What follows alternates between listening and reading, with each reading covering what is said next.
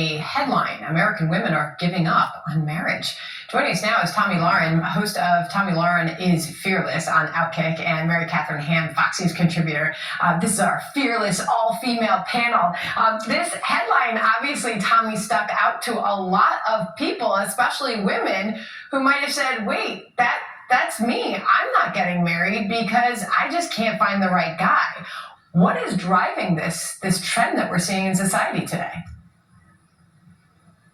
Well, Sandra, I think there are a lot of factors here. I'd also like to say that I am happily married, but I got married when I was 30 years old, right? So I waited a little bit longer. I think some women might get married. They just might get married a little later in life, and I don't think there's anything wrong with that. But Sandra, I think a lot of this also has to do with a generational thing. I think millennials, even some older Gen Z, they watch their parents get divorced at high rates. Maybe their grandparents stuck it out, stayed together, but millennials, a lot of their parents got divorced. So there might be some apprehension, some hesitation. But that last point that you made, Sandra, is very important. I don't want to man bash here. I really don't. I don't want to be accused of being a covert feminist.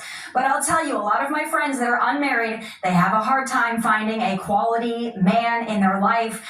Men don't seem to want to be providers and protectors as much as maybe past generations. That's playing into it. Women want strong, masculine men, and unfortunately, there just might be a shortage. I hope they're making a comeback. I'm optimistic. I've had this conversation with so many women in the building today who either are single themselves or married like all of us, who have single women in their lives, and we hear different things from them about perhaps why Mary Katharine Ham. They are choosing not to marry or haven't found the right person.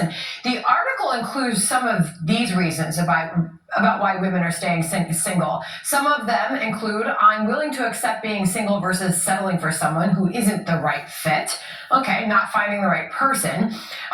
There's another excuse here. Dating apps make people feel like there might always be a better option. And I don't feel like I need to be tied financially to somebody. If I need companionship, I volunteer at the dog shelter, read one quote from the article. But the dating app portion sticks out to me the most. Is this technology getting in the way of love?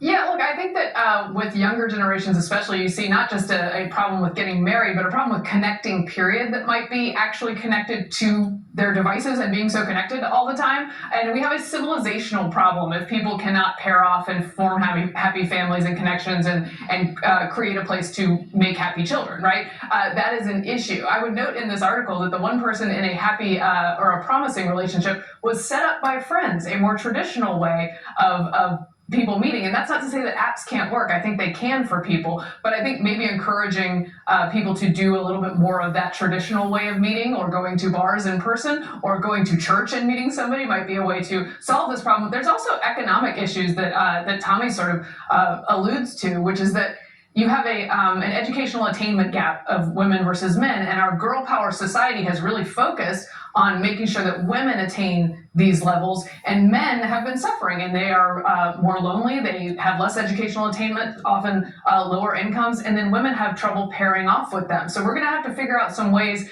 to make sure that men are succeeding, and I think that's what we're hoping to see on the rise. Such a great point. And if we just think the trends there, it's confirmed with some of these numbers. This is from the Aspen Economic Strategy Group. The share of women ages 18 to 40 years old who are single, neither married nor cohabitating with a partner, has leapt 10 points to 51% in 2023.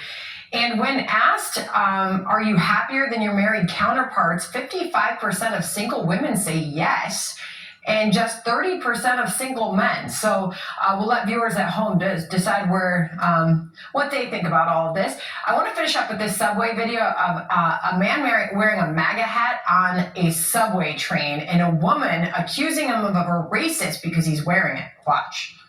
How can I be racist?